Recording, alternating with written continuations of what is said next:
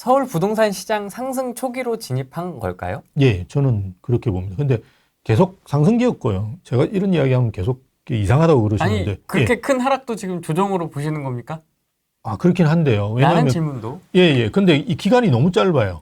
1년 떨어지고 오르는 경우가 없었었어요. 우리나라 아파트라는 게. 1년이 예. 굉장히 짜릿했지 않습니까? 그렇죠. 너무 많이 떨어져. 근데 이거는 거의 뭐 금융위기 수준의 그런 충격이 왔기 때문에 움직인 거고요. 그래서 뭐 저는 여전히 조정기라고 봐요. 예. 아니면 그때 하락했더라면 하락기로 넘어갔을 거예요. 여러분, 금융위기 와가지고 2008년부터 그죠? 2013년 8월까지 떨어졌거든요. 이렇게 하락기가 옵니다. 그때가 상승기가 아니고 하락기라 그러면. 근데 1년 만에 그냥 회복했잖아요. 어쨌든 뭐 1년도 안 되는 기간에 작년에도 또 반등을 했고 지금도 또 반등을 하고 물론 또 이제 또 주춤하다가 또 반등을 할 수도 있을 거예요. 그렇지만 이렇게 계속 이렇게 뭔가 움직임이 있다는 거. 2010년도, 11년도 이때는요. 지금보다 훨씬 낮은 가격에 정말 사면 떼돈을 벌 수 있는 데도 아무도 쳐다보지도 않았어요. 서울 아파트를. 그죠? 아무도 안 쳐다봤어요.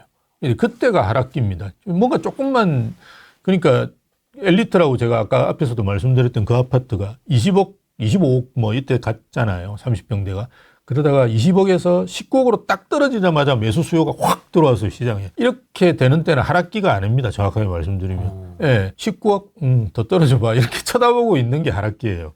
예, 아무도 안 삽니다. 예, 예, 그래서 두두두두두 이렇게 떨어졌던 거예요, 예전에. 예. 그리고 처음에 이제 금매가 많을 때가 이제 하락기거든요. 네. 그래서 금융위기 왔을 때 20, 30% 떨어진 매물들이 2009년도에 확 쏟아졌어요. 2008년하고. 그때 거래가 많이 돼요. 예. 지금과 같이 금매가, 여러분 그 엘리트 사러 가보세요. 25억 밑으로 이제 거의 없어요. 그죠? 예, 없어요. 이제 얼마 전에 제가 26억 쳤다는 거 들었거든요. 저희 그 지점이 있습니다. 거기. 그래서 26억을 기록했다는 게 있는데 신고가가 아마 27억인가 그럴 거예요. 그거 이제 계속 이제 올라가고 있어요. 올라가고 있는데 여기는 뭐 제일 먼저 움직이는 데입니다. 그래서 너무 걱정하지 않으셔도 되고요. 송파가 최근에는 제일 빨리 움직입니다. 대단지가 뭐 엘리트라든지 이런 아파트만 해도 1년에 200건씩 거래가 되거든요. 그래서 200건 거래되면 이거는 속이기가 힘들잖아요. 누가 무슨 돈을 수천억을 조 단위를 넣어가지고 사야 되잖아요. 그런데 그렇게 해가지고 시장을 움직여봤자 그게 얼마 벌겠습니까? 그 돈으로 그냥 딴 거 하는 게 뭐 삼성이 기업 하나 인수하는지 그 힘들게 뭐 수백 건씩을 사서 그 돈을 벌려고 하겠습니까? 그런 사람 없거든요. 근데 200건 아까 말씀드렸던 그 헬리온시티 이런 게 300건씩 막 이렇게 거래되거든요. 그러다 보니까 이런데 신뢰를 하고 빨리 이제 들어옵니다. 그래서 지금 그런 아파트들은 조금 특이하다고 보시는 게 맞고요. 이런 아파트들이 20억에서 19억 떨어지자마자 매수가 확 들어오는 시장은 하락기라고 보기 힘들어요. 예, 완전히 그 금융위기하고 우리가 시장이 다르다라는 거 이해하시는 게 좋아요. 경기도 아파트 두 채 있는데 25년, 26년 매도 예정입니다. 시기가 괜찮을까요? 예, 저는 매도는 괜찮다고 봐요. 매도는 괜찮다고 예, 앞으로 갈수록 훨씬 더 좋아질 거예요. 예, 그리고 지금 경기도 아마 어디 지역인지 모르겠지만요. 뭐 판교라든지 우리가 알고 있는 과천에는 이런 데는 벌써 분위기 좋아지거든요. 그런데 그 이외의 지역은 아직까지는 퍼지지 않았어요. 예, 제가 있는 강서 같은 경우도 마곡이 조금 올릴까 말까 요 정도 수준이에요. 아직까지. 예, 그런 게 빨리 퍼지지를 않았어요. 그래서 25년, 26년이 가장 그 공급 부족에 시달릴 때거든요. 그래서 요 공급 부족에 시달리면 27년도나 이때부터는 뭔가 정부에서 엄청난 대책을 쓰지 않으면 이 진짜 힘들고요. 근데 이제 27년, 28년도에 가면 이제 어떤 이슈가 있냐 그러면 3기 신도시가 입주를 해요.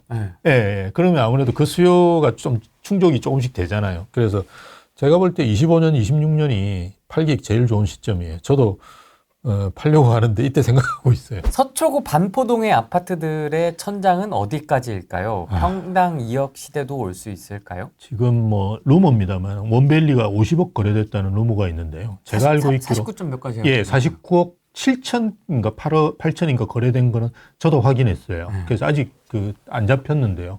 이게 뭐 42억, 45억 할 때도 40억 할 때도 저희가 너무 놀랐는데요. 네. 물론 옛날에 평당 1억 갈 때도 놀랐는데 계속 놀라는데 이게 한국만의 상황은 아니고요. 외국에서 보더라도 정말 비싼 아파트가 있고요. 그들만의 리그가 있거든요. 근데 우리는 조금 특이해요. 이게 왜 특이하냐 그러면 최근에 이제 IUC가 옮긴 에테르논 청담인가? 원래 IUC가 어디 살았냐 그러면 그 이촌동에 있는 첼리투스라고 하는 아파트 살았었어요. 그게 1:1 재건축한 아파트인데요. 맞습니다. 저도 가고 싶어 하는 진짜 아파트예요. 51평 단일평형으로 되어 있고요. 밑에 상가가 없어요. 그래서 임장 가보면 항상 부러워가지고 제가 거기 가만히 서가지고 한 30분 보고 오는 아파트인데요. 가고 싶어가지고. 상가도 없는데 왜 가고 싶으세요? 거기 그 커뮤니티 시설이 중간에 17층인가 20층에 이렇게 강을 보면서 뛰고 있고, 원래 우리 그 강남에서는 강조망이라는 게 제대로 안 나오잖아요. 그죠? 원래 강북에서 강조망 나오는 거고요. 거기 커뮤니티 시설 너무 좋고요. 상가가 없는 게 좋죠. 그 단일화 상가 이용하세요. 후레이님. 편하지 않겠습니까? 아무래도 뭐 밑에. 근데 뭐 그 편의점 하나 있으면 되지 않나요? 단일화 이용 안 해요, 아무도. 그런데 지저분하기만 하잖아요. 지저분하다고요? 지저분한 거 없애고 깔끔하게 그냥. 그게 이제 주상복합처럼 거의 50층, 60층 올렸잖아요. 그러니까 밑에는 전부 공원이거든요. 그런 식으로. 물론 뭐 한강공원 바로 앞이니까 그렇지. 뭐 어쨌든 저희가 다른 이야기 하는 게 아니라 에테르논 청담, 그 아파트가 뭐 100억, 200억씩 하는데요. 그런 아파트가 인기 있어요, 외국에는. 그냥, 왜냐면 사생활 보호도 되고, 그죠? 이게 나만이 살고 한 층을 내가 다 쓰고 뭐 이렇게 되는데, 우리는 아주 특이해요. 외국 사람들이 볼 때 우리나라 원베일리는 임대주택이에요. 저 좁은 면적에 저렇게 4,000세대씩 막 3,000세대씩 지어놓은 아파트는 임대주택이에요. 그런데 한국 분들은 외국하고 좀 달라요.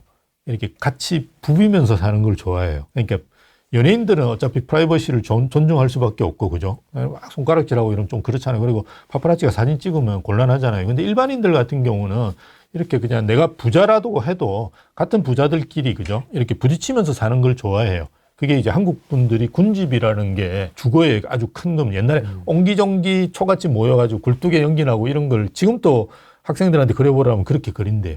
예, 그러니까 우리 심리적으로 그게 굉장히 큰 거죠.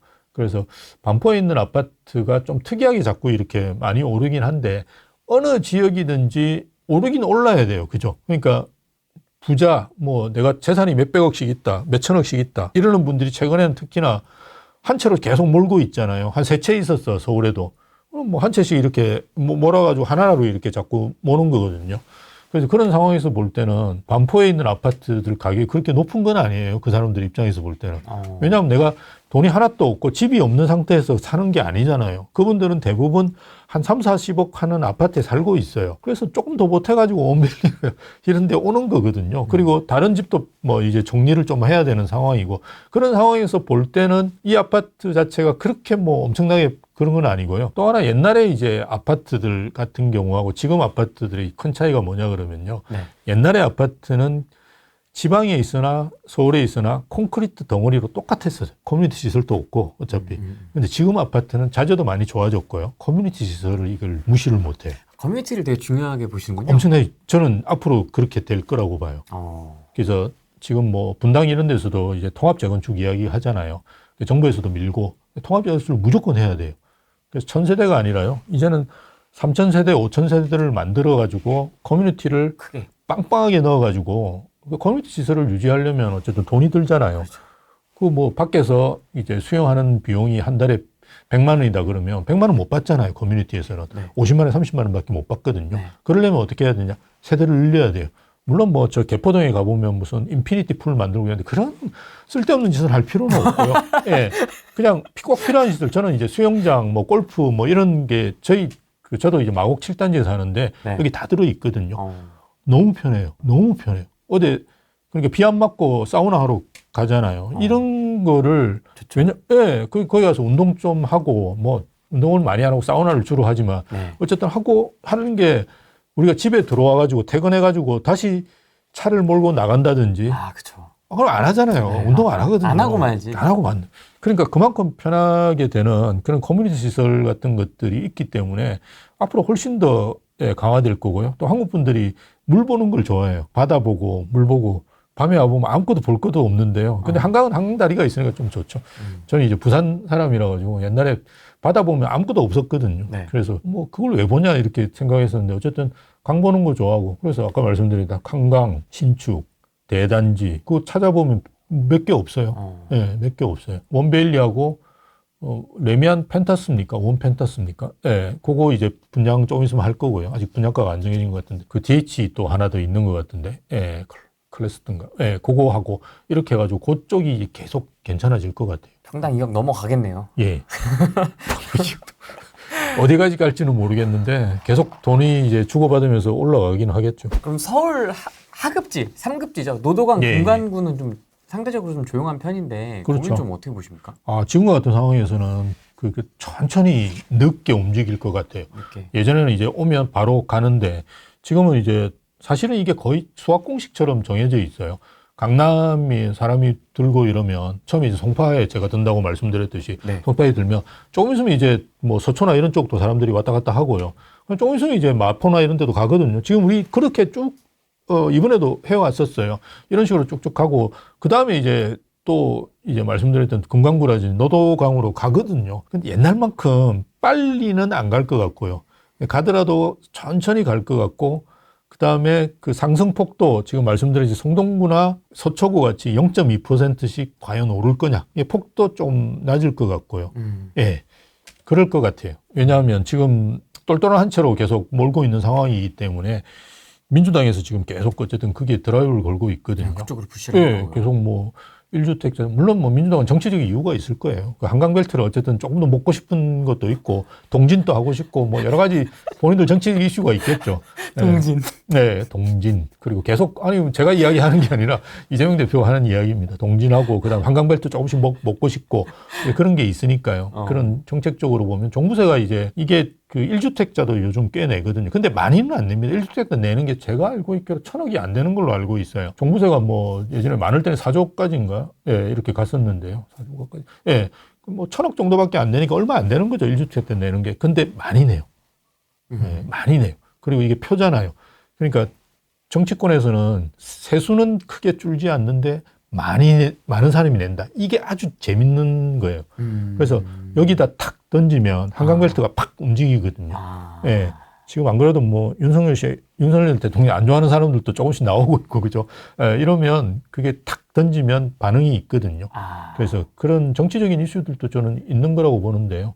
어쨌든 계속 그 1주택으로 모는 것 같아요. 그걸 이제 갑자기 다주택자, 2주택자까지도 괜찮다 이런 식으로 민주당에서 하기는 힘들 거예요. 제 생각은.